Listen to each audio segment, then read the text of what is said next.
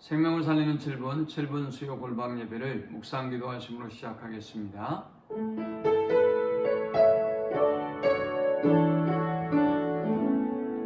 하나님 우리에게 가난한 심령을 주셔서 하나님을 보게 하시고 또 하나님의 음성을 듣게 하시며 하나님의 선한 인도하심을 발견하는 저들이 되어질 수 있도록 인도하여 주옵소서. 오늘도 가난한 심령으로 하나님을 높여 경배하는 예배가 되기 원합니다.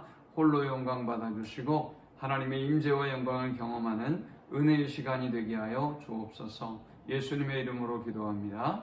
아멘. 찬송가 427장 드리겠습니다.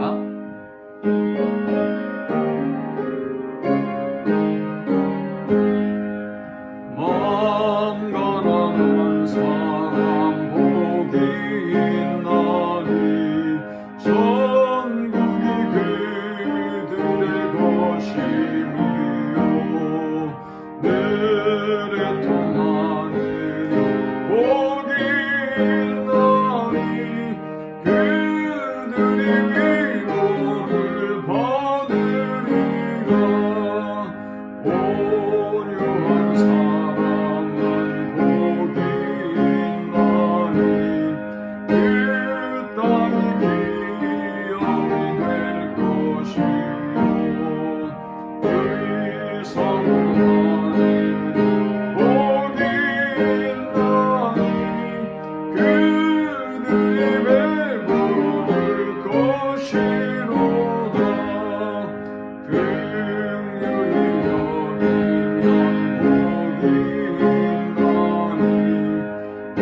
긍휼히 여기면 복이 있나니 긍휼히 여김을 받으리라. 마음 청결한 사람 복이 있나니 그들이 하나님 볼 것이라. 화평케하느니 복이 있나니 그들이 하나님 아들이요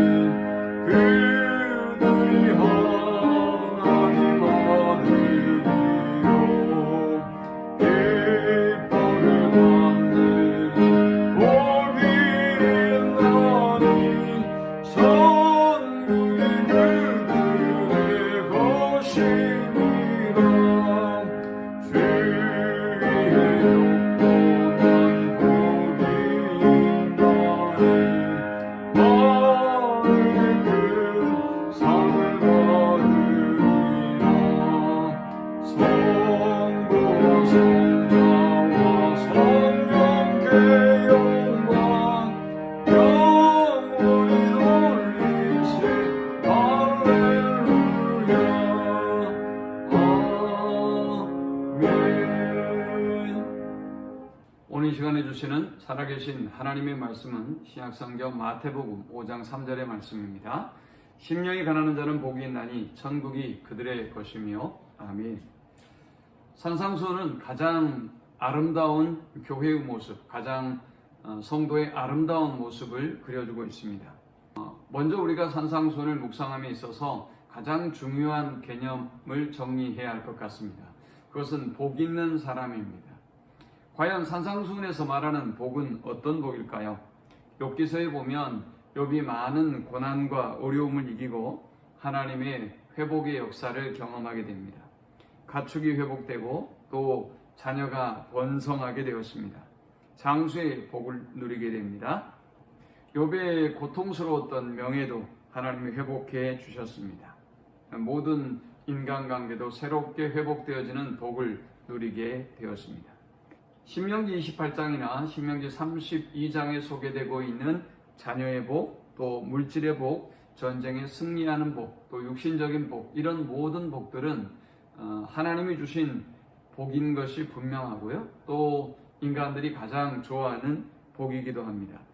그러나 분명한 사실은 이러한 복이 하나님이 말씀하시는 복의 전부는 아니라는 것입니다. 이러한 복은 하나님의 임재, 또 하나님과의 영적 교제의 결과로 주어지는 복의 일부일 뿐이라는 사실을 우리는 기억해야 할 것입니다. 그런데 많은 사람들이 하나님과의 관계는 외면한 채 이 외적인 복에 관심을 기울입니다. 그래서 우리는 다시 어떤 사람이 가장 복 있는 사람인지, 어떤 사람이 하나님이 말씀하시는 진정한 복을 누릴 수 있는 사람인지 우리는 이 산상순을 통해서 함께 묵상하고 은혜를 나누고자 합니다. 오늘 본문은 심령이 가난한 자는 복이 있나니 천국이 그들의 것이며 했습니다. 심령이 가난하다는 것은 영적인 가난함을 의미합니다. 나는 죄인입니다. 그래서 주님의 은혜와 긍휼이 필요합니다. 라는 겸손한 심령을 가진 사람이 복 있는 사람이며 또 하나님의 임재와 영광을 경험하는 사람인 것입니다. 그런데 역으로 우리는 성경에서 바리새인 같은 영적인 부자를 보게 됩니다. 저는 죄가 없습니다. 다른 사람들하고는 좀 다릅니다. 저는 11조도 드리고 또 일주일에 2번이나 금식합니다. 그렇게 자기 자신을 드러내고 자기가 영광을 누리는 사람이 있습니다. 이 사람은 하나님 보시기에도 교만이 가득한 사람이죠. 그런데 심령이 가난한 창기와 세리와 같은 사람들은 감히 하나님 앞에 고개를 들지 못합니다. 하나님의 이름을 부를 수도 없습니다. 거룩한 성전에 들어가는 것도 두려워합니다. 나는 무익한 종입니다 라고 헌금을 하고도 자신의 무익함을, 자신의 연약함을 돌아봅니다. 그들은 하나님의 놀라운 은혜와 또 하나님의 축복을 받아 누리게 됩니다. 이사야 선지자가 우시야 왕이 죽던 해에 성전에서 기도하러 들어갔습니다. 그는 그곳에서 하나님의 영광을 경험하게 되었습니다. 천사들이 외치는 거룩하다, 거룩하다, 거룩하다 하는 찬송을 듣게 됩니다. 그는 하나님의 엄청난 거룩과 영광에 압도되었습니다. 그리고 그는 고백합니다. 화로다 나여 망하게 되었도다. 그는 이 하나님의 영광과 하나님의 거룩 앞에 자신의 부족함을 돌아보았던 것입니다. 이렇게 심령이 가난한 사람은 자신의 죄인됨을 발견하고 하나님 앞에 겸손히 엎드리는 심령을 의미하는 것입니다. 심령이 가난하다는 것은 또한 단순한 마음을 갖는 것을 의미합니다. 그는 두 마음을 품지 않습니다. 그는 두 가지를 바라보지 않습니다. 하나님을 사랑하고 세상을 사랑하지 않습니다. 하나님을 사랑하고 물질을 사랑하지 않는 것입니다. 심령이 가난하다는 것은 또한 내 뜻과 내 계획을 내려놓고 하나님으로 가득 채운다는 것을 의미하는 것입니다. 하나님에 대한 갈망함을 가진 상태, 하나님을 향한 절대적인 의존의 상태, 그것이 바로 심령의 가난함인 것입니다. 주님은 이러한 심령의 가난함을 가진 사람에게 천국을 소유하게 하시겠다고 말씀하셨습니다. 자, 그렇다면 천국은 무엇입니까? 천국은 하나님의 주권과 통치 아래 거하는 삶을 의미합니다. 천국은 하나님의 품 안에 거하는 삶을 의미하는 것입니다. 그는 어느 곳에 가든지 하나님의 손길과 하나님의 섭리와 사랑을 느끼게 됩니다.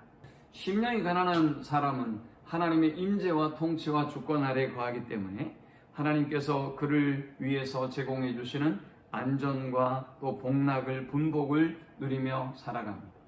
그러므로 심령이 가난한 사람은 가장 안정된 상태, 가장 걱정과 염려가 없는 평안의 상태를 누릴 수 있는 것입니다. 지금은 우리가 매우 힘들고 어려운 시대를 살아가고 있습니다. 하나님의 주권과 통치 아래 심령의 가난함을 가지고 나아가서 하나님의 주권과 통치 아래 거해서 늘 천국을 누리며 살아가는 모든 성도들이 되시기를 축원합니다. 하나님 감사합니다. 귀한 말씀을 통해서 은혜 받고 깨닫습니다. 하나님, 우리는 참으로 힘들고 어려운 시대를 살아갑니다. 그럼에도 불구하고 심령의 가난함을 주셔서 날마다 천국을 누리는 저들이 되게 하여 주옵소서. 하나님의 임재와 영광과 주권을 경험하며 살아가는 저들이 되게 하여 주옵소서. 예수님의 이름으로 기도합니다. 아멘. 지금은 우리 주 예수 그리스도의 크신 은혜와 성부 하나님의 극진한 사랑과 성령의 인도 보교통 충만케 하심, 심령의 가난함으로 하나님의 주권과 통치 아래 거하기를 소망하는 모든 성도들의 머리 위에, 저들의 가정과 일터 위에 지금부터 영원토록 함께 있을지어다. 아멘.